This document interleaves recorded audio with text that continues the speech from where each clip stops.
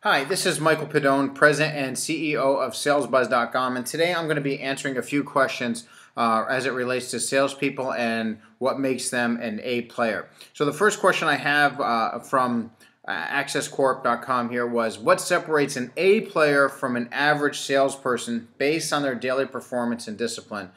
The first thing I could say is this. The first thing that comes to mind is what separates an A player from the rest of the pack is their desire. They have to want to be better. There has to be an internal drive that wants them to be successful. I recently saw an image and had it was a split picture where on one side there was a mountain in both pictures, but on one side there was a person sitting down in front of the mountain, and the caption said, "Well, because it's there." And then the other caption had the same mountain, but somebody was climbing the mountain, and the caption said, because it's there, meaning they were climbing it because it was there. I think in sales, you really shouldn't have to have some outside type of motivation. I think it really needs to be internal. If you have that internal drive, I think you can accomplish anything. So what really separates an A player from the rest of the pack is you just have to want to be successful. You have that burning desire, by all means, the world is yours. With that being said, you can get in the ring so many times and get punched in the face, so to speak, and you're not going to want to go ahead and to step in there anymore. So what it takes is this. Sometimes you just need that little motivation outside, somebody to believe in you. But then what's going to help you be successful, if you know you have that internal drive and you want to be successful, maybe you're down and out right now, but maybe you just need a little inspiration. Here's the thing. Take your failures and learn from them. Don't be afraid to fail. I've learned more from my failures than from the successes that I've had. That I can assure you. So if you're doing something and you keep failing, don't keep trying to do it over again and expect a different result. Find out why you're failing and come up with a solution. And the solution may be right in front of you. Maybe you just have to think differently. One of the best advice I ever got was, seek the advice of people who have already achieved what it is that you're after, and you'll be on your way to being very successful. Okay?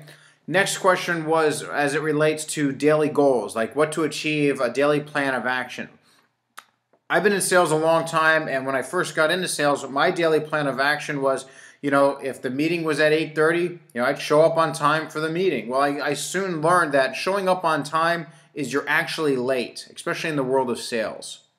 So you want to get there early, right? But what a lot of plan of action was, they'd get there, they do their meeting, they go to the bathroom, get a cup of coffee, shoot the breeze about the game or whatever's going on in the world with some coworkers, check email, check voicemail, go to the bathroom again, get a refill cup of coffee. Before you know it, it's 9:30. You haven't even made one sales call. That's a plan of action, just not a very good one. Much better to get into work early. Matter of fact, on your way to work, try this. Find some motivational tapes, something that resonates with you, something that you have an interest in, and listen to it on the way to work. It'll help you go ahead and get your creative juices flowing. You'll have an extra pep in your step before you even walk in the door.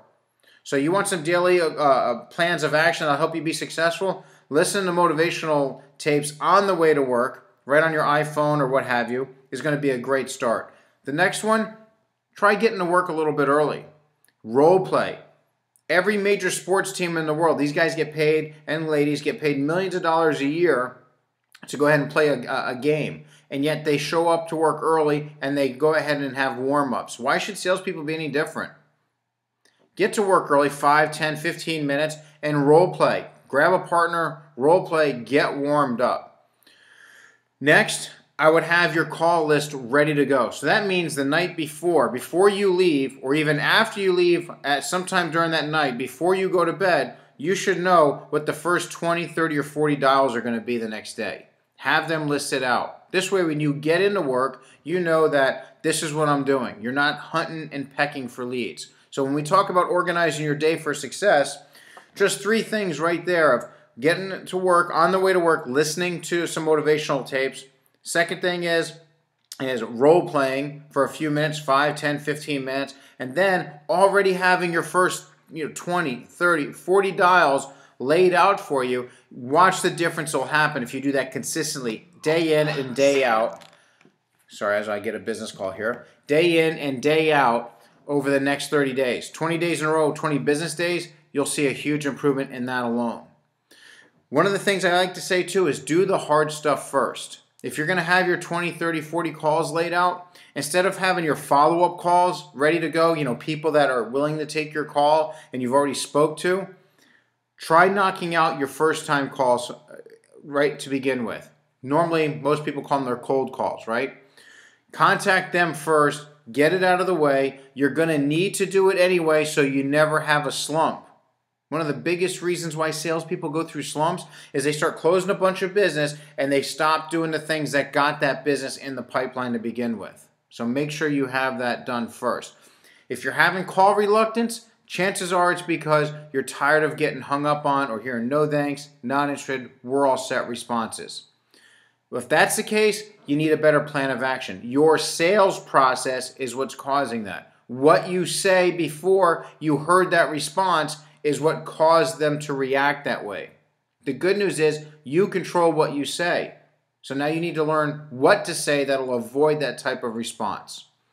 Very important to plan your day out in segments. If you just break it down to some simple tips, getting to work early, actually let's do this in order.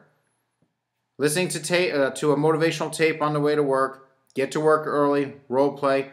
Third thing, have your list ready to go. And then if you're still hearing no thanks, understood, we're all set by a lot of responses, it tells you that you need to go ahead and fix your sales process. What you say, why you say it, how you say it, who you say it to, and the responses that you come back with based on their responses to your questions needs to be fixed. If you're constantly here, no thanks, understood, we're all set. And the good news is there's plenty of help out there that'll show you what to do. Again, my name is Michel Pedone, salesbuzz.com. Hope that was helpful. Take care. We'll see you. Bye-bye.